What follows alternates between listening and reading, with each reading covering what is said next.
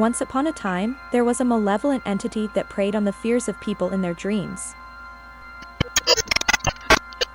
It would enter the minds of its victims as they slept, tormenting them with their deepest terrors.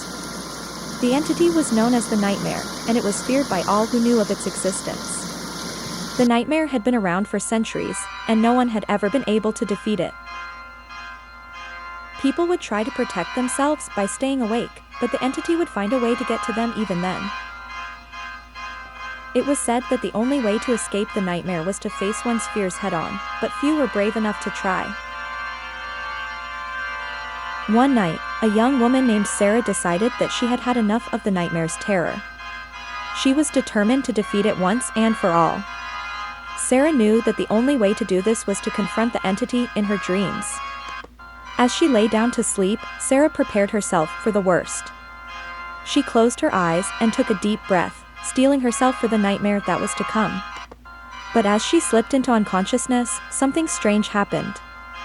Instead of the usual terror, Sarah found herself in a peaceful dream.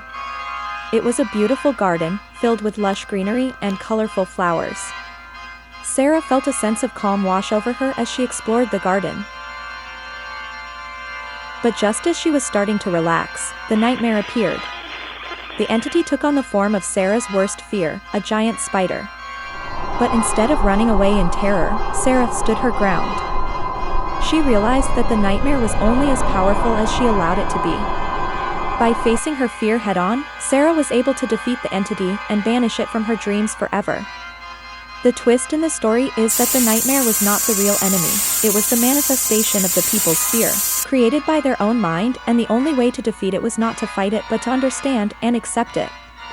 The moral of the story is that fear is a powerful force, but it is not invincible. By facing our fears head-on, we can overcome them and find peace. But at the same time, the moral dilemma is that understanding and accepting fear could be a difficult task, and not everyone is capable of doing it.